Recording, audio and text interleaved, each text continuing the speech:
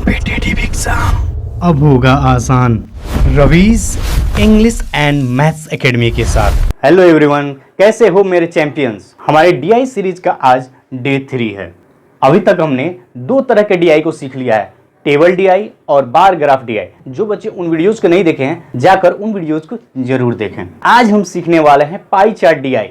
Pie chart data interpretation के questions को कैसे सॉल्व करते हैं आज हम सीखेंगे। दोस्तों, बहुत से ऐसे स्टूडेंट्स होते हैं जो पाई चार्ट डीआई को देखकर घबरा जाते हैं, लेकिन आज के क्लास के बाद आपको पता चल जाएगा कि ये डीआई यानी कि पाई चार्ट डीआई सभी स्कोरिंग टॉपिक में से एक है।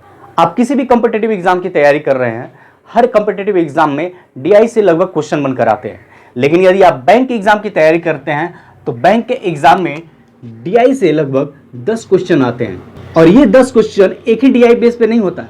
आपको 2 डीआई दिया जाएगा और इस 2 डीआई में 5-5 का सेट होता है, यानी कि आपको 2 डीआई को सॉल्व करके 10 नंबर अपना फिक्स कर लेना है। तो बैंक एग्जाम में अपना 10 नंबर फिक्स करना चाहते हो तो डीआई सीरीज के हर एक वीडियो को जरूर देखो।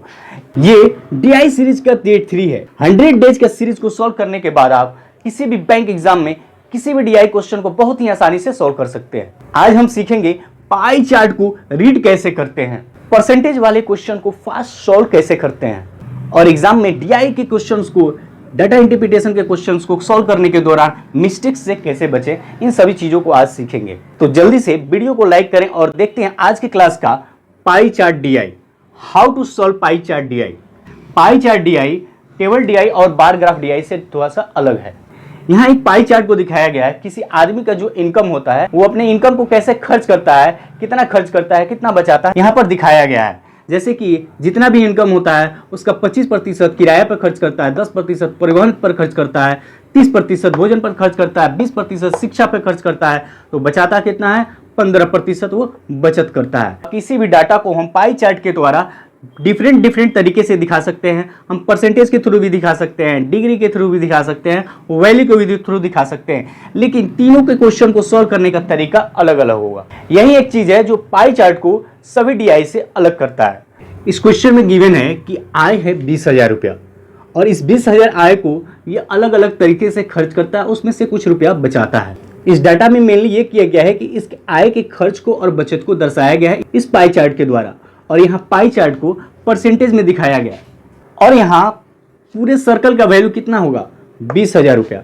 क्यों? क्योंकि इसी 20,000 को ये 5 अलग अलग पार्ट में बांट रहा है, किराया पर, बचत पर, शिक्षा पर, भोजन पर और परिवहन पर। और इस टोटल सर्कल का वैल्यू हो जाएगा 100%, यानी कि ये मेरा टोटल आय है, ये 100% के बराबर है। और इस 100% को यानी कि 20,000 रुपये को परसेंटेज में हम 5 पार्ट में बांटकर दिखाए हैं। इस पाई चार्ट में बस इतना ही दर्शाया गया है। अब यहाँ आपसे पूछा जाए कि किराए का जो खर्च है एक्चुअल उसकी वैल्यू कितनी है। यहाँ पे गिवन है पाई चार्ट में 25%, लेकिन हम इसकी वैल्यू चाहिए, तो चलिए इसे निकालते हैं। देखिए कितनी आसानी से निकल जाएगा। कमाता है 20,000 रुपया और उसमें से खर्च करता है 25% किस पे? किराया पे। तो किराए का वैल्यू कितना हो जाएगा? 2 जीरो से 2 जीरो कैंसिल, 5,000 रुपये। अब देखिए पाई चार्ट द्वारा दिखाया गया है कि 25% किराए पर खर्च करता है। इसका मतलब हुआ 100 रुपीज उसकी आय होती तो किराया पर 25 रुपये खर्च करता, लेकिन ये टोटल सर्कल 100% है और 100% की वैल्यू है 20,000 रुपये। तो 20,000 में 25% कितना होगा? 5,000 होगा। बस इतना ही इसका मतलब हुआ। समझ में आया? लेकिन स्टूडेंट्स एग्जाम में थोड़ा सा ट्विस्ट दे देगा। ट्विस्ट क्या देगा? यहाँ पे पूछ सकता है आपको, ये जो किराया दिखाया जा रहा है पाई चार्ट में 25%, इसकी वैल्यू डिग्री में कितनी होगी? यानी ये जो कमा रहा है वो खर्च कर रहा है किराए पे 25%, इसका वैल्यू डिग्री में बताओ। किराए पे खर्च करता है उसका वैल्यू परसेंटेज में यहाँ मालूम हो गया, किराए पे जो खर्च करता है उसका वैल्यू यहाँ रुपीज में मालूम हो गया। अब किराए पे जो खर्च करता है इसकी वैल्यू डिग्री में बताओ, तो कैसे क्या करना होगा? तो स्टूडेंट्स आपको ये अच्छे से पता होगा, 10th स्टैंडर्ड तक पढ़ते आए थे कि सर्कल की एंगल जो होती है 360 होती है। यानी इस टोटल सर्कल की वैल्यू हम मान लेते हैं इसकी एंगल 360। तब हमें निकालना होगा कि जो खर्च हो रहा है किराए पे उसकी वैल्यू डिग्री में कितनी होगी। तो चलिए देखिए ध्यान से। इसका मतलब हुआ कि ये 20,000 रुपया 100% के बराबर था और ये इक्वल होगा 360 डिग्री के। चलिए इन तीनों चीज़ों को अलग अलग करके समझते हैं। इस पाई चार्ट में परसेंटेज में वैल्यू दी है और यहाँ हमने टोटल लिया 100%। और किराया का खर्च हमने निकाला 25%, तो ये आया 5,000। यानी कि किराया पर कितना हो जाएगा यहाँ 5,000। कब? जब इस सर्कल की वैल्यू हो जाएगी 20,000 रुपये। तो जब इसका इनकम 20,000 रुपया है और भोजन पे 30% खर्च कर रहा है, एक्चुअल में इसकी वैल्यू कितनी होगी 20,000 का 30%, जो कि जिसकी वैल्यू हो जाएगी 6,000 रुपये। समझ में आया स्टूडेंट्स? अब बात करते हैं यहाँ डिग्री की। हम बात करेंगे डिग्री की, तो इसकी टोटल वैल्यू कितनी हो जाएगी 360 डिग्री। किराया पे जो खर्च किया गया है परसेंटेज में तो इसकी वैल्यू हो गई 25%, लेकिन रुपीज में कितना हो जाएगा 5,000 रुपये।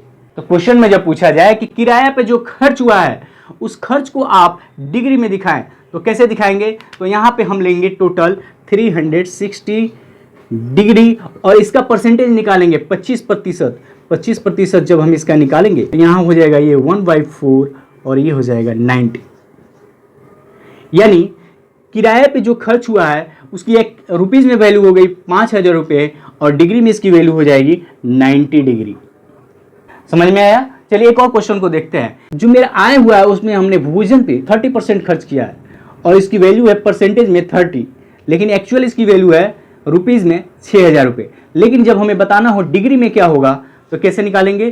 तो हमें निकालना होगा यहाँ टोटल लेंगे 360। ओके, 360 का निकालेंगे हम कितना 30%। 108 डिग्री, ध्यान दीजिएगा 108 डिग्री, यानी भोजन पे जो खर्च हुआ वो परसेंटेज में है 30%, रुपीज में है 6,000 और डिग्री में है 108 डिग्री। तो यहां हमने क्या सीखा कि किसी भी डाटा को हम 3 तरीके से पाई चार्ट को द्वारा दिखाया जा सकता है। पहला, परसेंटेज में दिखा सकते हैं या डायरेक्ट वैल्यू को भी लिख सकते हैं या हम डिग्री में भी दिखा सकते हैं।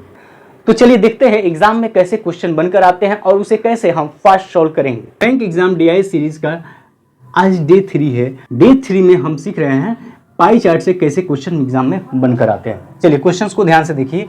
तो डीआई में कभी भी क्वेश्चन को सॉल्व करने से पहले, जैसे कि यहाँ क्वेश्चन दिया गया है, इस क्वेश्चन को सॉल्व करने से पहले इसके पहले दिए गए इन्फॉर्मेशन को पढ़ना जरूरी है, क्योंकि इसमें कुछ इन्फॉर्मेशन दिए रहते हैं जो सभी क्वेश्चन पे लागू होते हैं। तो चलिए क्वेश्चन के पहले दिए गए इन्फॉर्मेशन को पढ़ते हैं। एक परिवार की कुल मासिक आय 60,000 रुपये है और दिए गए पाई चार्ट आय के विभिन्न मदों में खर्च का प्रतिशत दर्शाता है। यानी ये जो 60,000 जो इसका आय है, 60,000 रुपये को ये कैसे खर्च करता है, कितना बचाता है, ये सभी चीजों को यहाँ पाई चार्ट के द्वारा दिखाया गया है।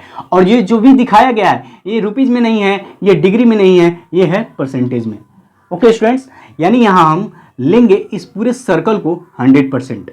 अब हम फोकस करते हैं क्वेश्चन पे। क्वेश्चन में बस इतना पूछा जा रहा है कि कुल मासिक आय का शिक्षा पर कितना खर्च किया गया है, यानी शिक्षा पर कितना खर्च किया गया है 20%। यहाँ टोटल आय है 60,000 रुपया, 20%, यानी कि इसकी वैल्यू हो जाएगी 12,000 रुपीज। तो आपने यहाँ देखा ना क्वेश्चन कितना आसान था। पाई चार्ट देखकर घबराना नहीं है, पाई चार्ट को देखिए, क्वेश्चन को सॉल्व करने से पहले इसके इन्फॉर्मेशन को पढ़िए और ये इन्फॉर्मेशन सभी क्वेश्चन पे लागू होते हैं। क्वेश्चन में क्या पूछा जा रहा है इस इन्फॉर्मेशन के बेस पे पाई चार्ट से कैलकुलेट कीजिए, जैसे कि हम यहाँ सॉल्व कर लेंगे। अब देखते हैं सेकंड नंबर क्वेश्चन। हमें निकालना है कि जो एजुकेशन पे खर्च किया गया, जो शिक्षा पे खर्च किया गया है और परिवहन पे खर्च किया गया, उसका टोटल निकालना है। तो चलिए सबसे पहले हम देखते हैं कि शिक्षा पर कितना खर्च किया गया। तो शिक्षा पर खर्च किया गया है 20%, परिवहन पर कितना खर्च किया गया है 10%।